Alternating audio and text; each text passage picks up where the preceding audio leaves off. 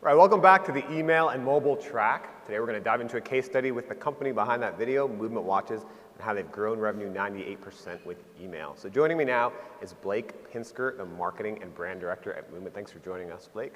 So give us a sense of what's your background, Blake, and what do you do at Movement Watches? Sure. How you doing, everyone? So excited to see everyone here. I don't know what to do with my hands right now. I'm a little bit nervous. My name is Blake Pinsker. I'm the Marketing and Brand Director for Movement. I started with the company about 2.5 years ago. My good friend from grade school started the company and reached out to me to pioneer the marketing department. And I was the first full-time marketing hire along with my co-director of marketing, Spencer. Everybody say hi, Spencer. So we started working out of our living room and had our hands on almost every part of the business, from email, social media, creative, e-commerce, product design, you name it. We've seen it all. We've now built out a team of 20 really talented people. We work out of our office in Playa Vista, California, and very happy to be here today. Well, and last year you were out there with them, right? Yeah. So we were joking around. If you saw the live optimization session with Flip McLaughlin, last year Blake was under those hot lights and getting his landing page optimized. So what was that like, Blake?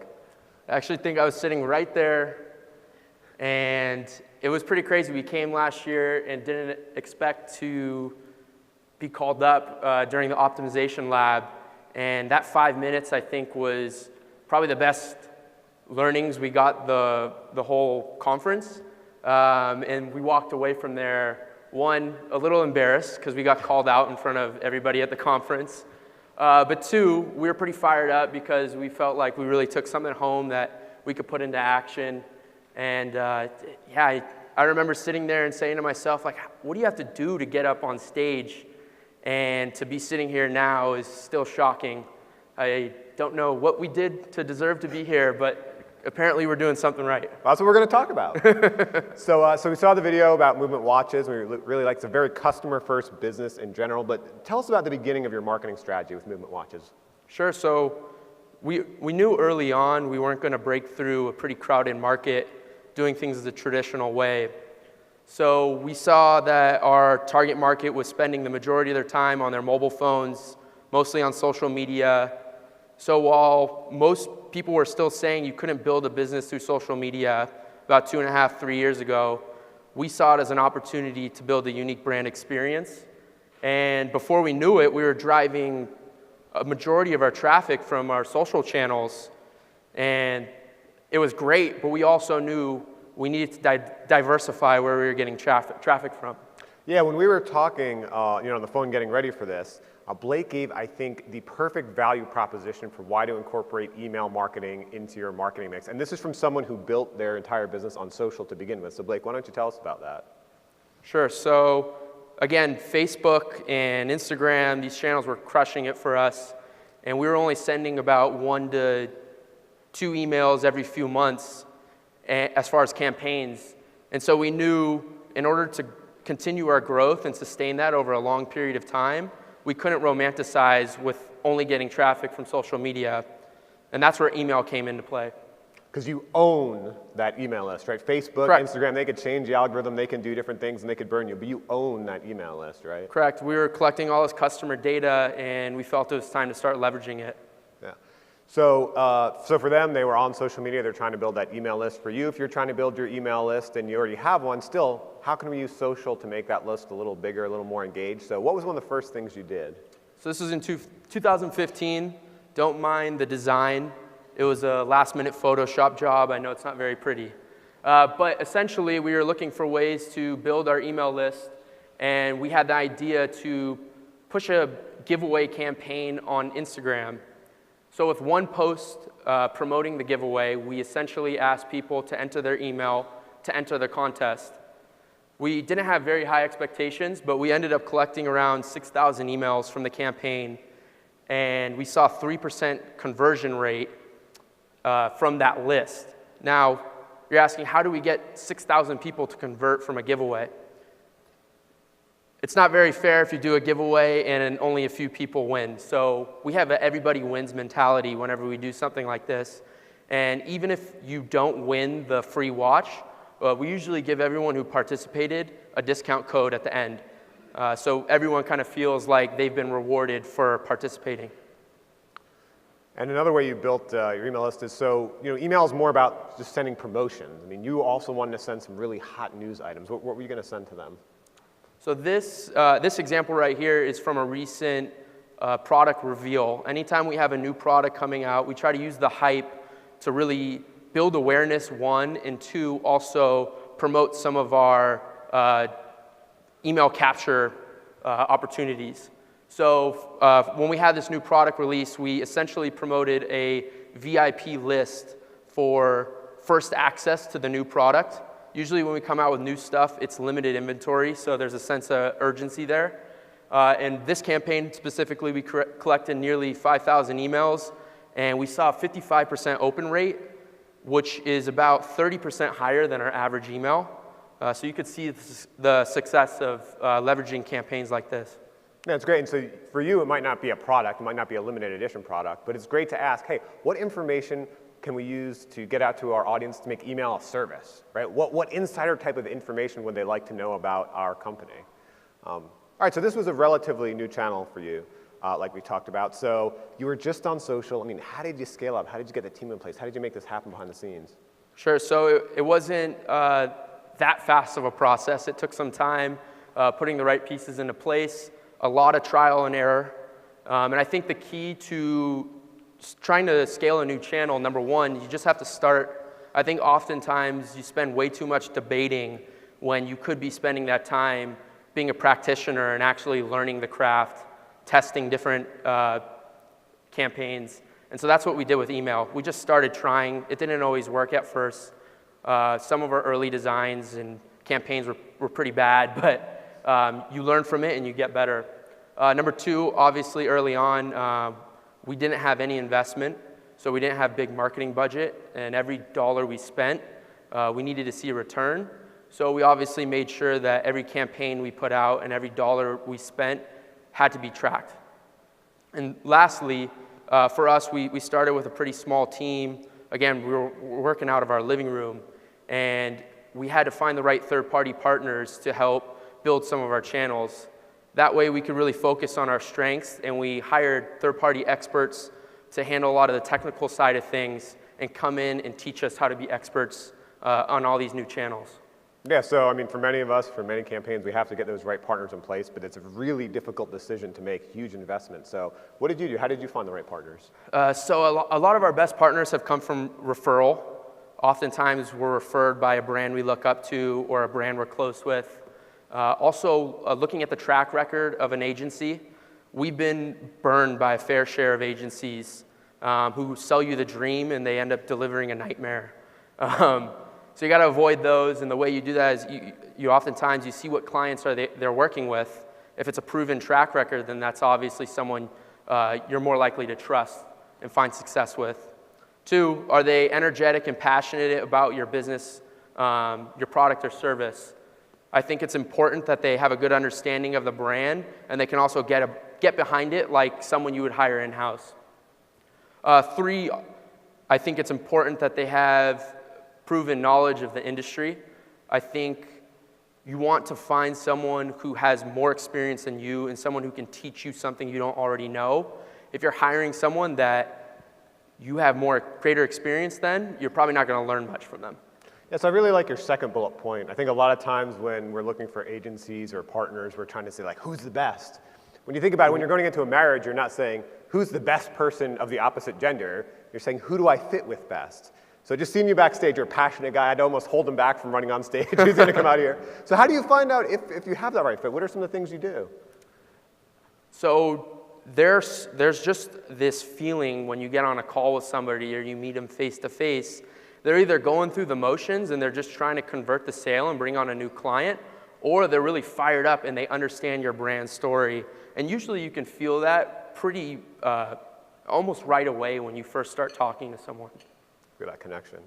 All right, so let's talk about this customer first reason for connecting with your customers over email. So you have a very specific worldview on using email. What is that?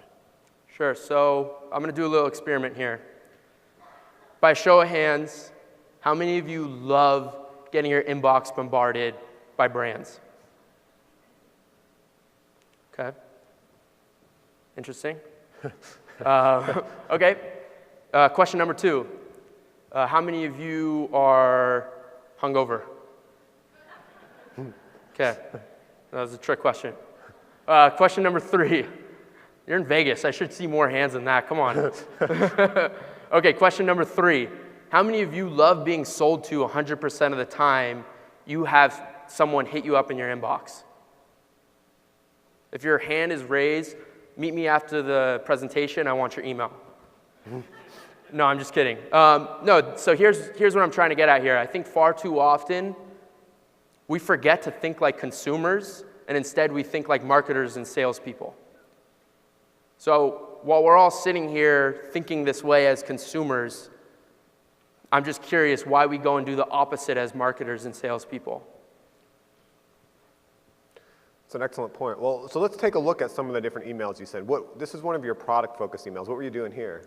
Yeah, so to my last point also, so what we try to do and the way we combat that is we balance our product-focused emails with content campaigns. Essentially, every email we send has to provide some sort of value. Here we have an example of a campaign we did for a new product release.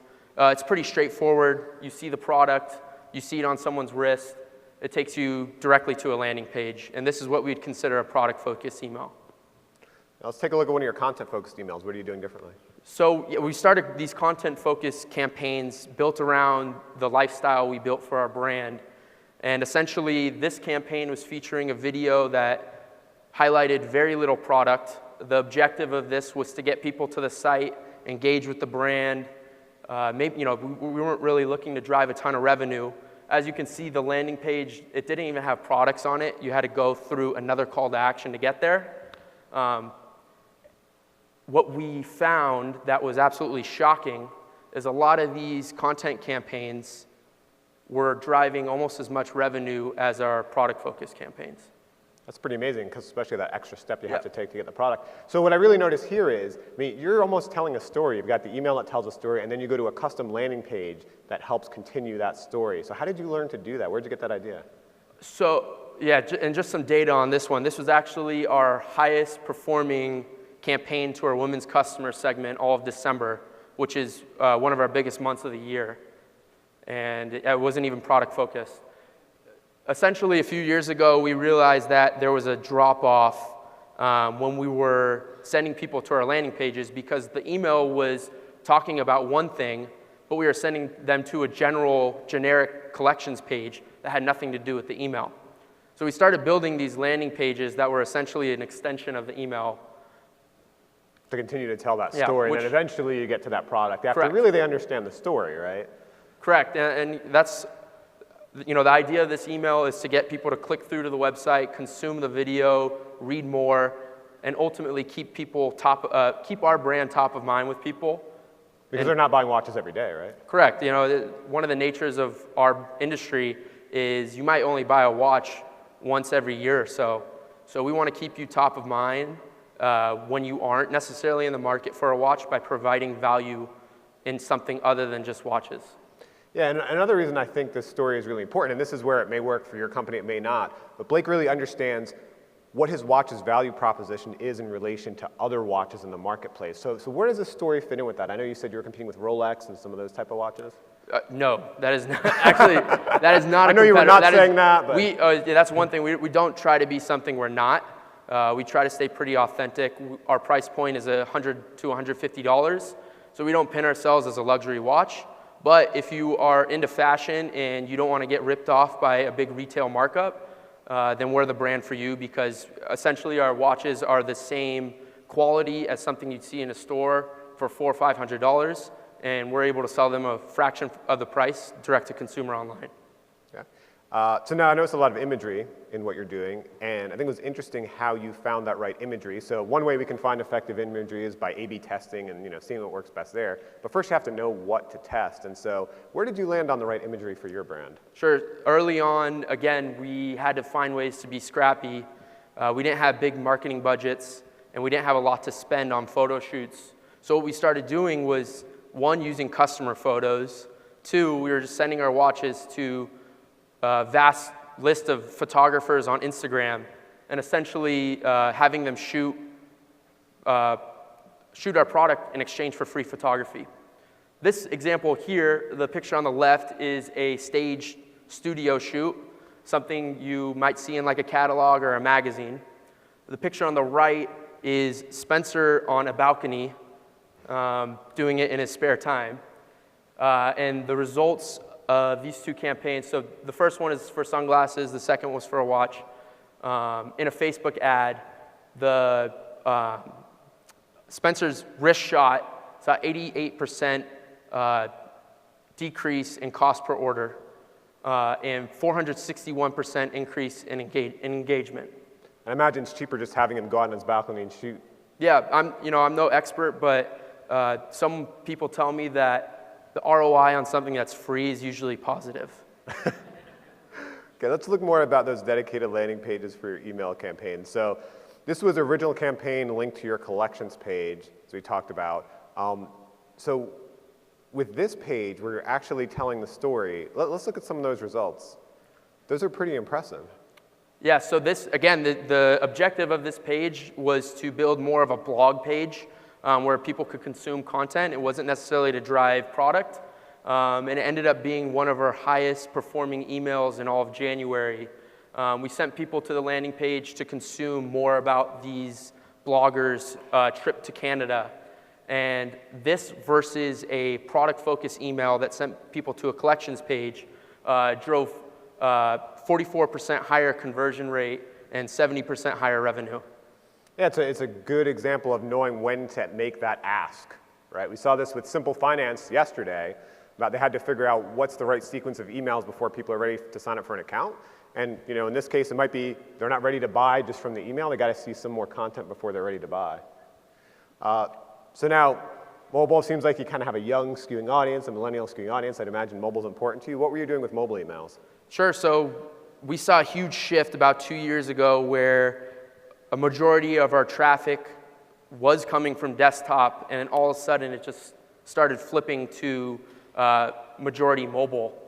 The example on the left here is a campaign we did that was not optimized for mobile. You'll see a lot of text. There's not any product shown above the fold. There's no call to action above the fold. And essentially, when you go through this whole email, there's really no reason to go to a landing page because you consume all this content on the email itself. The email on the right instead has big text. The call to action is right above the fold. You have the product right in front of you, so you see what you're being drove to the website for. And we'll show the results. So the one on the right saw a 100% increase in click-through rate. Even though you're very mobile-focused, people are still reading this on desktop as well, right? So you're taking a mobile-first approach? Mobile-first, I think it's only going to continue to become more of a majority. Right now, as you can see, the email on the right is on a mobile phone. But if you want to show the data, we'll kind of dive into what our split is right now. We're seeing 62% of our web traffic come from a mobile phone, and 74% of email opens from a mobile phone. And this continues to grow. What's interesting is 53% of our revenue is still coming from desktop. So desktop is still incredibly important. But we notice a lot of our users are going cross-device. So they'll open an email on their phone, and then they'll go convert on their desktop. Yeah, so I mean, the lesson here is really follow the money, right? So if you saw 74% of email opens on mobile, maybe you'd try to go all in. But understanding that customer behavior, it sounds like they're triaging on mobile, and then they're going to those beautiful landing pages on the desktop before they're deciding to purchase. Correct. So now let's talk about the product. What I really liked about this, again, this story is it's not just customer first email marketing, not just customer first mobile marketing. Really, your whole business is customer first. And by listening to your customers, through social media, it actually helped you build one of the products, right? Yeah. So we consider ourselves a brand built by the people. We were crowdfunded. Social media is huge for us, and we've built this community of people who are very engaged with the brand. And we were trying to come up with a new idea for a new product line. And one thing we were noticing was people were using their watch as an essential travel piece. And we were noticing pictures on social media where people would go in front of the Eiffel Tower or a huge landmark and use their watch to show that they were actually there, and they didn't just pull the image from Google. So what we did with our next watch line, called the Voyager series, was make the theme around it a travel-inspired watch. It was our most rugged watch to date. It featured a dual-time subdial, so you could essentially tell time in 2 different time zones. It featured a waterproof case for the first time, and also mesh and NATO bands, which give it a more rugged look. You know, that's a great example of why digital is so powerful, right? It's not a one-way conversation. We're not just sending things to customers. I mean, you could really listen to customers too and watch their behaviors. Yeah, absolutely. So we consider social media and the feedback we get on there a focus group in itself. Don't get me wrong, market research is still incredibly important, but we're getting live feedback on everything we do. And that's why I encourage people to not hesitate to share as much as possible on social media, because the feedback you start to get can be incredibly valuable, and you could put it into play in real time rather than waiting months and months on market research or a focus group.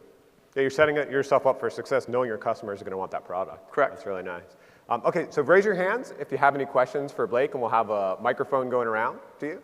But Blake, why don't you say, what are some of your top takeaways from this for other marketers out there? Sure. So obviously, use email to build brand affinity, improve retention, and keep your customers engaged with the brand.